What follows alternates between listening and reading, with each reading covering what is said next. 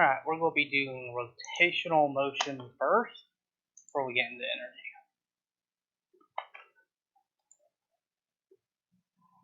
So, rotational motion. So, circular motion, when an object turns about an internal axis, is undergoing circular motion or rotation. Circular motion is characterized by two kinds of speeds: tangential or linear speed, or rotational or circular speed. So the distance traveled by a point on a rotating object divided by the time taken to travel that distance is known as tangential speed. This is our ordinary velocity. If you could imagine the object moving in a straight line, that would be the normal speed. So if you had a really large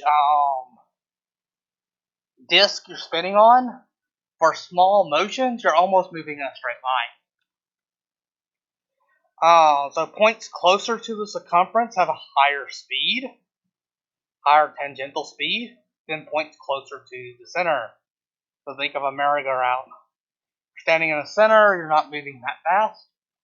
If you're on the outside, though, you'd be moving, because the entire disk has to rotate. And since the outer circumference is larger than the inner circumference, you're traveling a greater distance in the same amount of time. So if you're halfway between the center and the circumference, you'd be going half as fast. Rotational, also called angular speed, is a number of rotations or revolutions per unit of time. It uses the Greek letter omega, which kind of looks like a cursive W, a curly little W. All parts of a rigid merry-go-round or turntable turn around the axis of rotation in the same amount of time. So all parts have the same rotational speed, but we have a formula for tangential speed. Your tangential speed or velocity is going to be the radius from the center of rotation times the rotational speed. V equals R omega.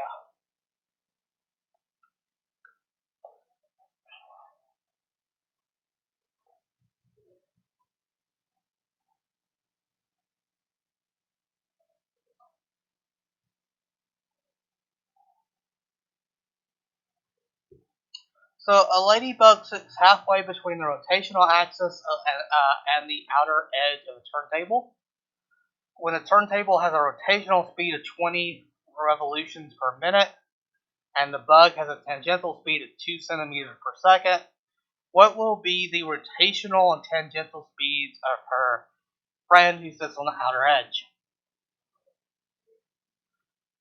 Yes. So they're halfway. Looking at our formula R. So if half times omega was 2 centimeters per second, doubling the R doubles the tangential speed. So let's look at inertia. So you remember what inertia is from linear motion? So Newton's first law, or also known as the law of inertia. Inertia is the tendency of an object to stay at rest, or the tendency of an object to stay in motion. Inertia resists change in motion.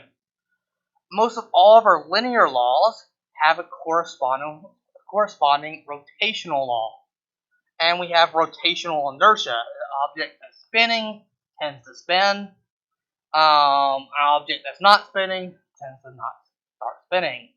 If you were to go in outer space and spin a wrench, it will spin for all eternity. Approximately. There is some very advanced physics that will tell you something what else happen. One is general relativity. You might have heard that gravitational waves were recently detected. You don't watch scientific news. The last 5 years, they were finally detected. 5 or 10 years. It was 5 years ago. within the last 5 years, and basically everything's warping space and time.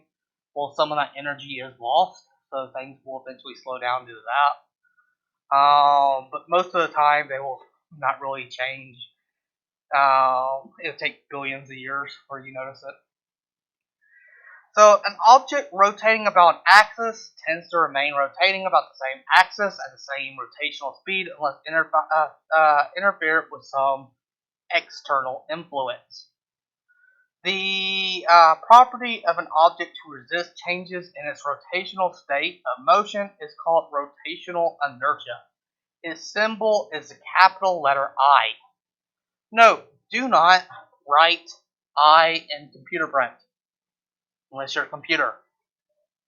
Always put the bars on top and bottom. Looks too much like an L otherwise, or a 1. So rotational inertia depends upon mass, and more importantly, it depends on the distribution of mass around an axis. So in linear, it only depends on mass. If you have a really heavy car, it's going to be really hard to push it. It doesn't matter if all that mass was located at a single point, or was all in the front of the car, or all in the back. It doesn't matter. How the mass is distributed for linear motion makes no difference. You're looking at the total mass. But rotational inertia depends on the distribution of mass. So if you were to imagine a dumbbell, and you had all the mass closer to the center of rotation, and you were trying to rotate it, it'd be very easy. However, if you move the same mass to the endpoint and then try to rotate it, it'd be very difficult. So the greater the distance between the object's mass concentration and the axis, the greater the rotational inertia. In order to solve for rotational inertia of a generic shape and distribution of mass, involves calculus, but there are lookup tables for figuring out for various things. So you might have seen people in circus, or at least know about this, tightrope. The reason why a person's able to walk on a tiny little rope, you might have seen them do this with a long pole. Some of the more skilled people can just use their arms and hold it out. But if you were to add mass farther away from the center of rotation, you can very easily stabilize yourself. The greater the rotational inertia, the harder it is to change rotational state. A tightrope walker carries a long pole that has a high rotational inertia, so it does not easily rotate. So by holding a long pole in your hands, you're going to want to fall off or rotate off of the rope. But if you have a long enough pole, it would actually make it very easy to stay on the rope. Just because the law of rotational inertia would reduce your tendency to rotate or fall off. This would also very simple to do. Imagine, so take your pen and rotate it through 3 axes. Rotate it like this. How easy is that? Easy. Now take it in the middle and rotate it like this. Are you able to generate the same speed? Now take it and try to rotate it around the very end point. How do the rotational speeds all change? Which is the easiest? Like that, because all the mass is distributed really, really close around the axis. You'll see here in a little bit that it actually doesn't depend. I take that back. It does depend on total mass, but the R, or the distance away from the axis of rotation, is way more important than the total mass. Yeah, so it's easier to rotate a pencil around an axis passing through it, harder to rotate it around a vertical axis through the center, and the hardest is to rotate it around a vertical axis at one end. So here's a nice chart showing you some formulas for rotational inertia. It depends upon the shape of the object and its rotational axis.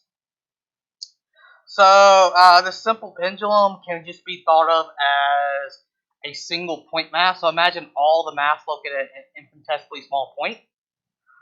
Then its rotational inertia would be the mass times the distance from rotation squared. If you were to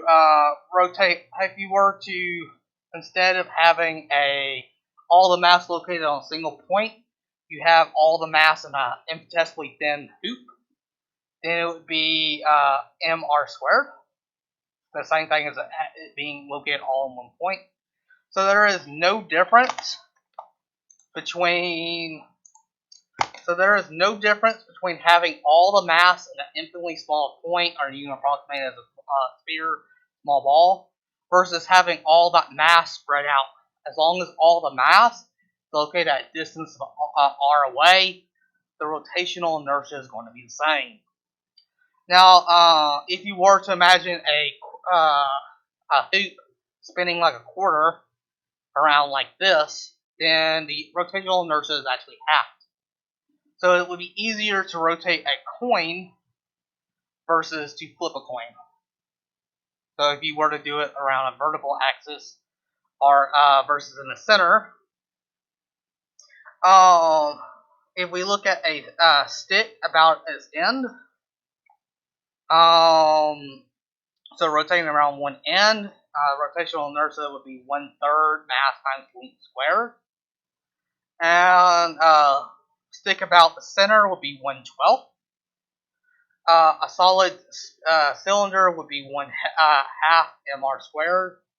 So look at the difference between a solid cylinder and a hoop.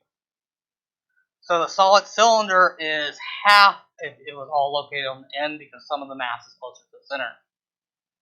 And rolling a ball has around the center of gravity is 2/5 mr squared. To give you some idea of how you would calculate this, again, it technically needs calculus, but you can. So calculus can work by doing an infinite amount of summations. So if you know calculus, you can pretty much add up an infinite amount of points. But if we were to look, and let's look at a rod rotating around this axis, so like a meter stick rotating around the end. The main formula is rotational inertia is equal to mass times distance squared. This is the main formula. That's why all of them look like this. So let's break this up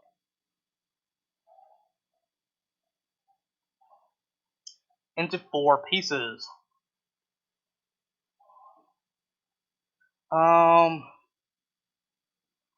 Actually, no. Let's break this up into thirds. I think thirds would be better.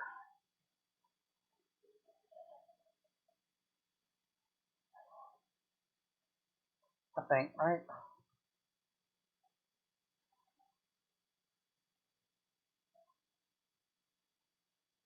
So I want this to be a 4, which this will be 2/4, 3/4.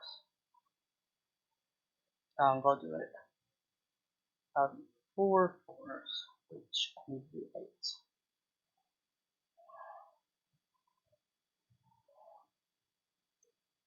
5/8, 6/8. There we go. 7/8. So I'll write those fours. So if I were to break this up into 4 equal segments, I would see that this would have now mass of 1/4, mass of 1/4, mass of 1/4, mass of 1/4.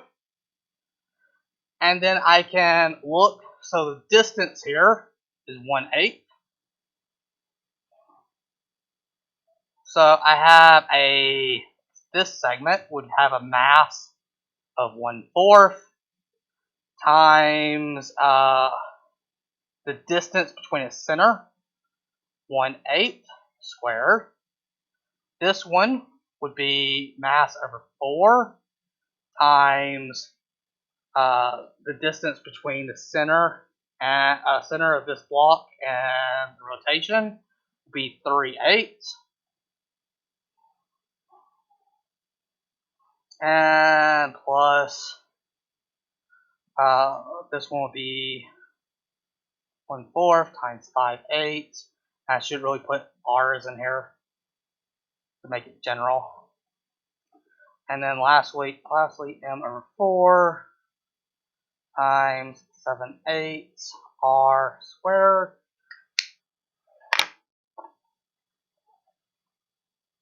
We'll see if this works out.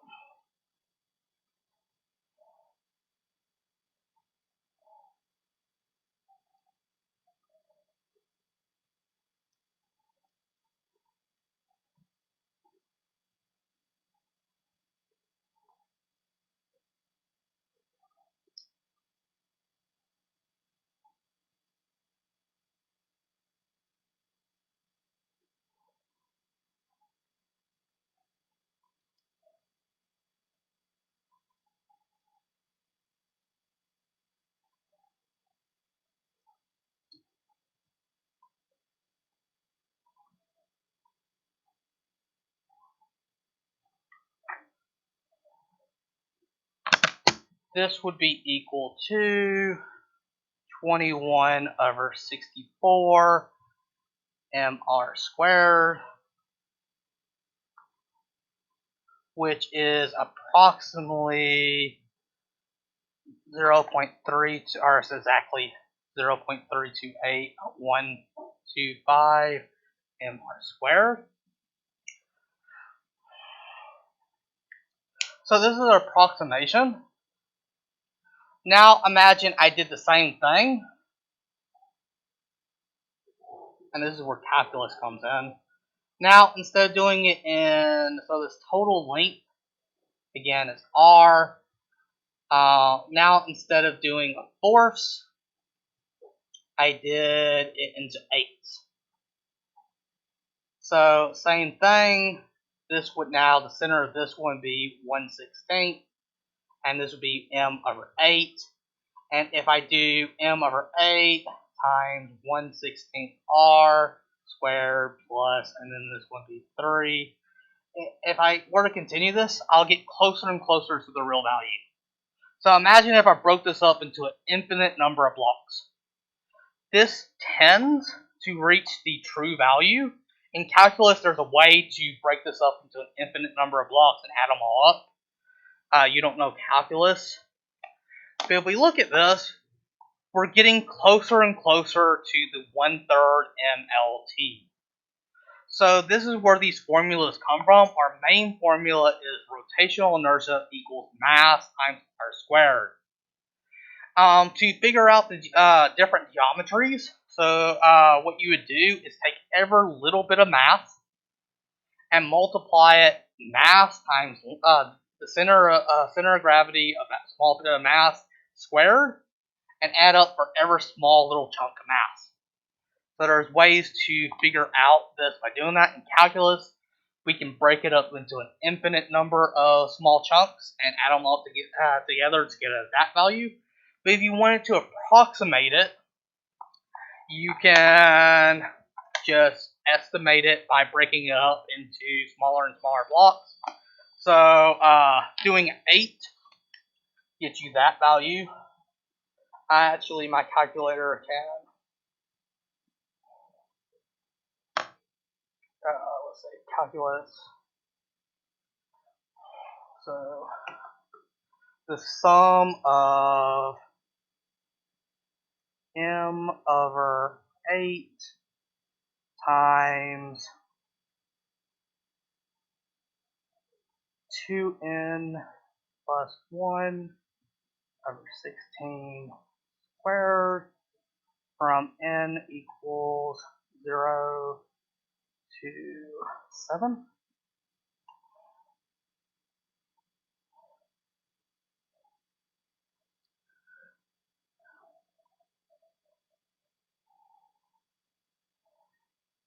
So 7 times 2, so this point, this middle would be 15/16.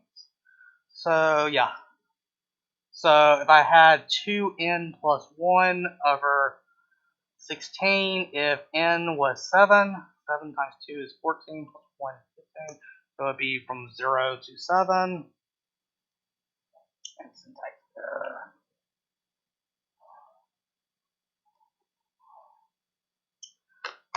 So I get, for this one, 85 over 256, and this would be mr squared,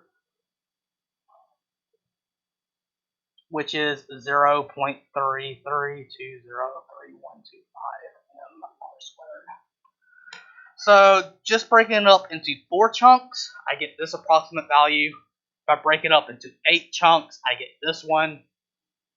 I can even continue this. So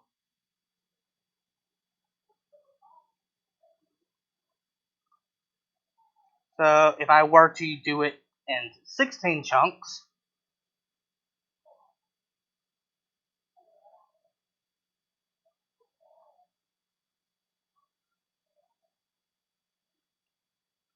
I get 0.3330078. So as you can see, so this was for 8, and if I do 16 blocks, I get 0.3330075. So the greater and greater I increase this, the more closer it gets to 1/3.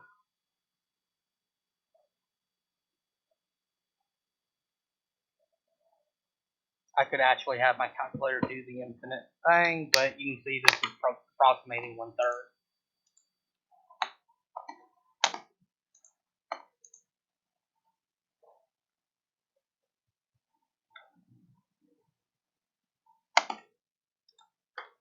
So here's a question for you. A hoop and a disc are released from the top of an incline at the same time. Which one will reach the bottom first? Why? Does mass matter? If you drop a feather versus a bowling ball without friction, does mass matter? Alright. So, hint, mass doesn't matter. Now let's ask about distribution of mass. How is all the mass in the hoop distributed? It's on the outside. What about on the disc? So the farther away from the center of the mass is, the harder it is to cause it to rotate. So I ask again, which one will reach the bottom first? Hoop. Again, all the mass is located on the outside, so it's harder for it to rotate. The hoop has larger rotational inertia, so it will be slower in gaining speeds. So just because the disc has the mass, some of the mass in the middle versus the outside, the disc is actually going to reach the bottom faster. Because the mass is all on the outside for the hoop, it's actually going to rotate slower.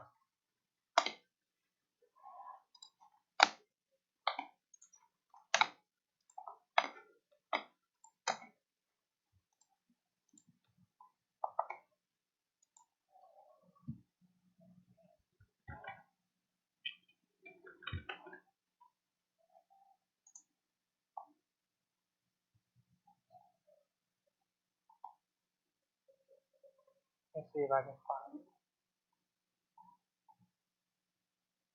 this video.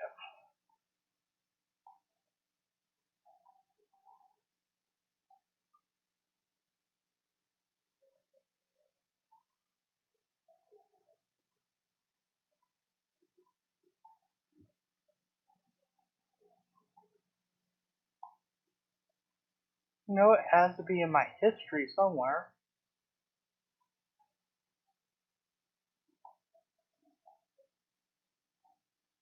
I watched it before the break. I have a feeling.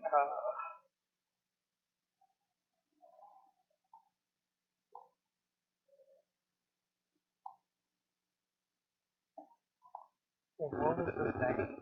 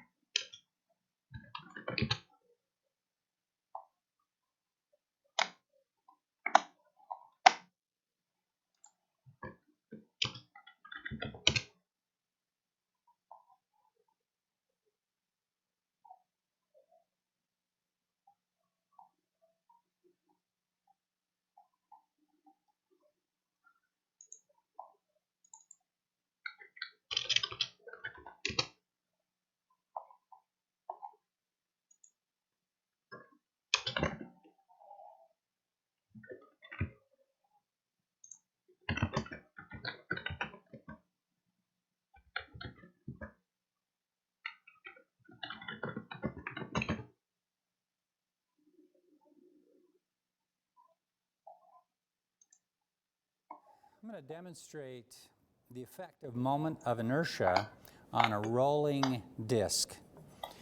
This is a solid disc. It has moment of inertia 1/2 m, the mass, r, the radius, squared. 1/2 mr squared for this solid disc. This is a ring of material. It's hollow in the center. All of its mass is concentrated at the outer radius. The radii of these two are the same, but this one has a moment of inertia of mr squared.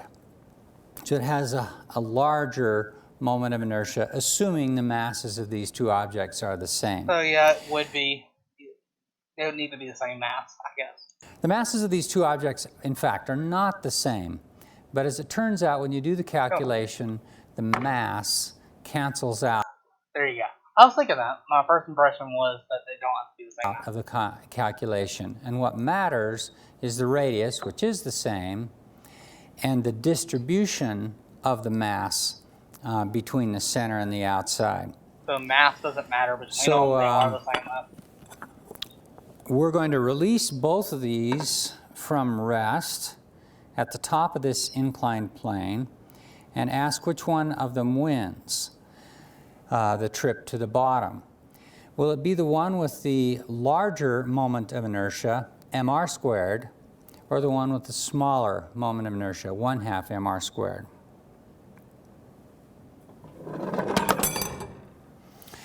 So as you can. So the reason why the mass cancels out is because of gravity. They're rotating because of gravity, and acceleration due to gravity doesn't depend on mass. All right, it does depend on mass, but the mass cancels each other out. Because F equals ma and F equals g m1 m2 over r squared, and that the mass is on both sides of the equation. But you can see, just because of how the mass is distributed affects how it rotates. It doesn't depend on the total mass. So that means if it does depend on the radius. So that means if you had a hoop that is very light versus a very heavy disc, or I should say a very heavy hoop versus a very light disc, the light disc is actually going to roll faster, or vice versa if you had a heavy disc, just because the hoop has all the mass distributed around the edge. I think this was the video, but it's very long. It was by him, either way.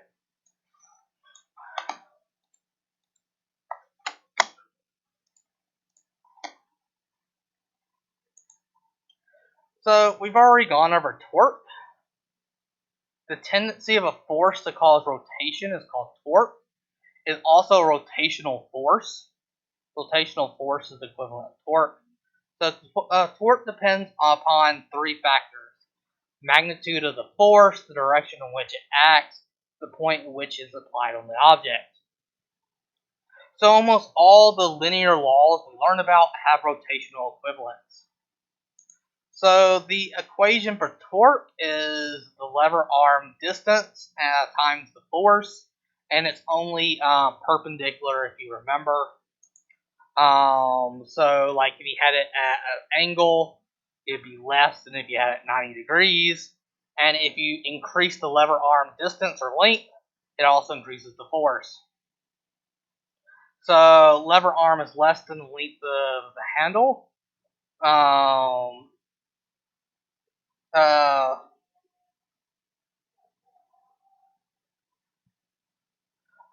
So it's showing that the lever arm. So here's another deal. I never really illustrated this whenever I was going over torque.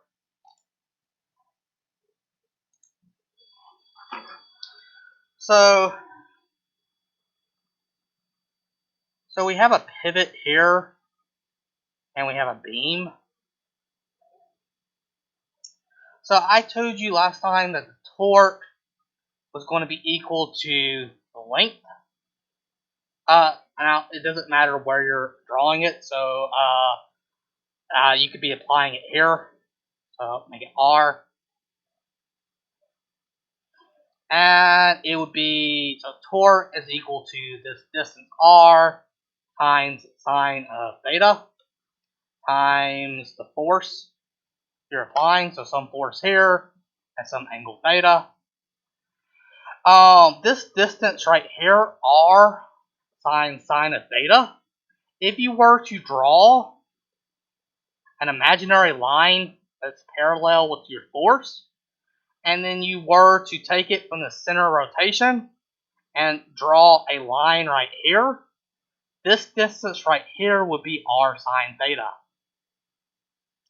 So if you imagine now that you have a shorter pole and you're doing it at perpendicular angle, then this length right here is R sine theta, and we have a force here, the same thing.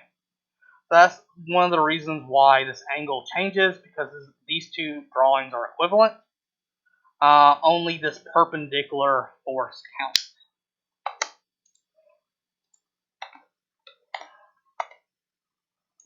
And that's what they're calling the lever arm in this picture. So suppose the girl on the left suddenly is handed a bag of apples weighing 50 newtons. Where should she sit in order to balance, assuming the boy does not move?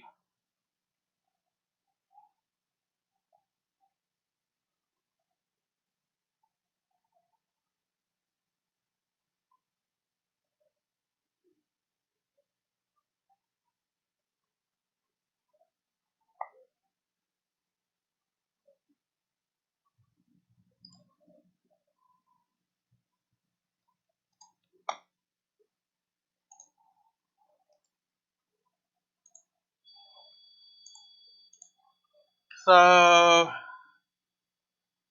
again, we have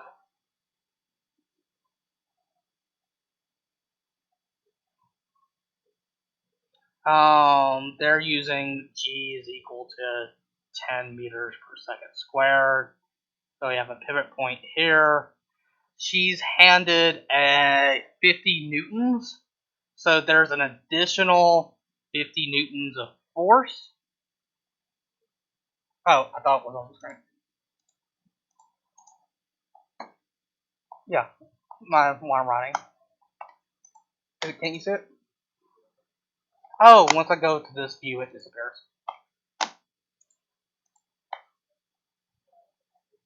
I was trying to look at the PowerPoint at the same time.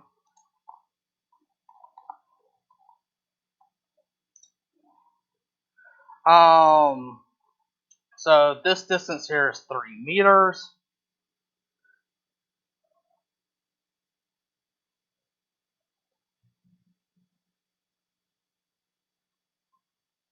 Wait, suppose the girl.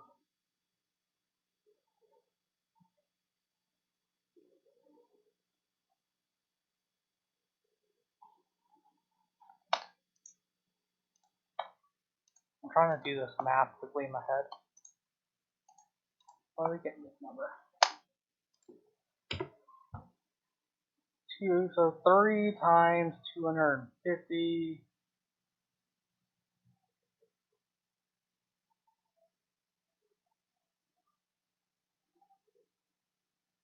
Okay, I believe that should have been 250 right here. Bag of apples weighing 250 pounds. Anyway, it's a sum of the torques has to equal 0.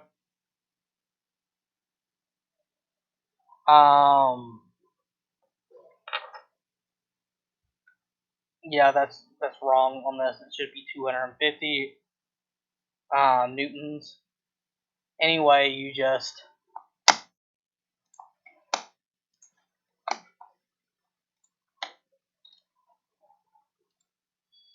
should have been 250.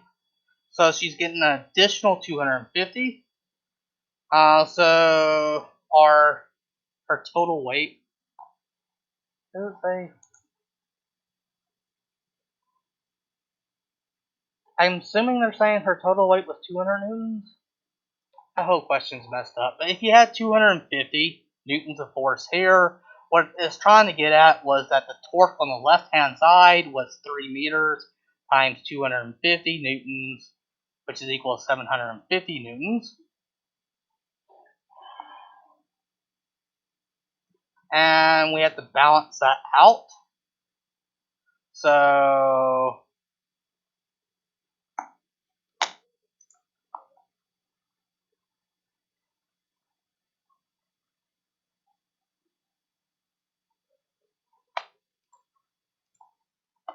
I'm confused about this question.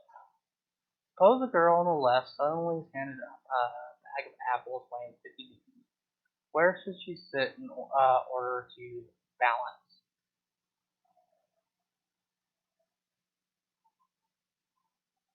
Okay, assuming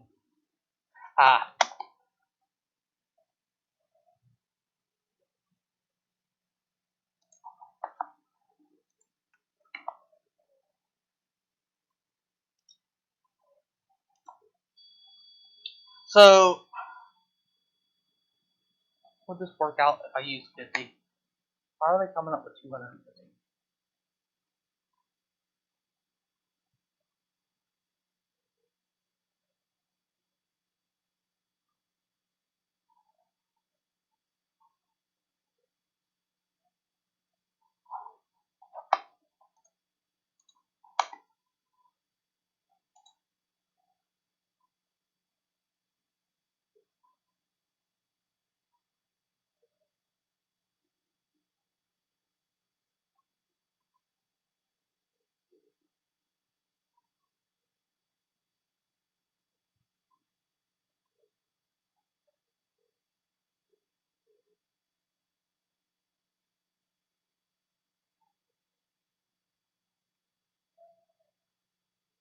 Hey, if it doesn't make sense, 750 divided by 250 is 3, not 2.5.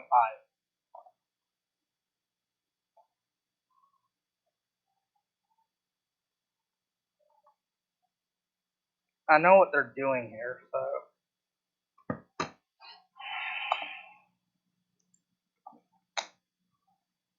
Alright. The original mass doesn't matter.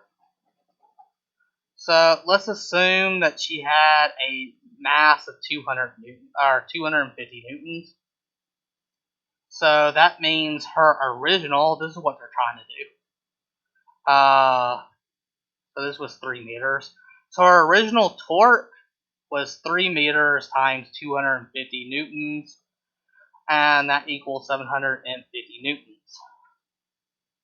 Now imagine that she is handed 50 newtons worth of apples, and she gets 300 newtons of total mass now. So that means this torque has to not change in order for her to stay balanced. And we're going to get some R value times 300 newtons. And 750 newtons divided by 300 newtons is equal to 2.5 newtons. Meters. And it should be Newton meters. That's what it was trying to do, but there's errors in that question.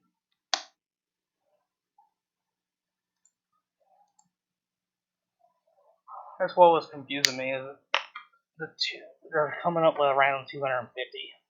To be more generic, you would assume that her mass was m times g, and you'd work out more generically.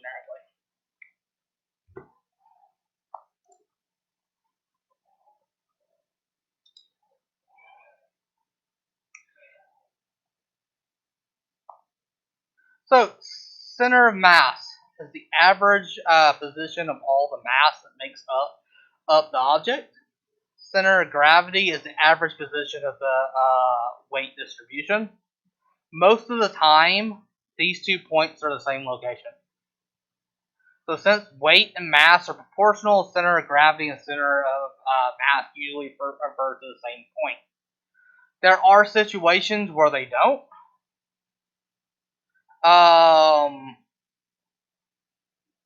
This would be, for example, so center of gravity is not going to be from that object alone.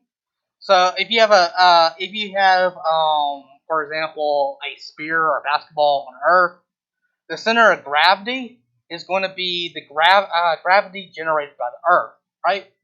So the center of gravity is going to be in the center of the ball, because Earth, this radius is so big, it's about the G-force is the same throughout. Now imagine we had a ladder that is 2 times the radius of the Earth, equal to the diameter. So remember that gravity depends on r squared, the inverse square law. So the mass at the top of the ladder is going to be less gravitational force because it's farther away from this. So the only time the center of gravity and center of mass don't match up is if the acceleration to the gravity changes throughout it. So that would only be something that extends from the surface of the Earth all the way in outer space. If it's small enough to where the radius you can't really notice the difference of g, then the center of mass and the center of gravity are the same point. You can find the center of mass or center of gravity of an object very easily. So if you take an object and hold it in one point and let it swing and balance, and you draw a straight line down, and then choose another point and let it hang down and rotate, and you draw another straight point down, and you keep doing that over several points, that line is always going to pass through the center of gravity. To determine the center of gravity, suspend an object from one point, draw a vertical line, repeat, and this will always, the intersection between the lines will always be at the center of gravity. Another consequence is if you were to put a finger at that spot, it would perfectly balance.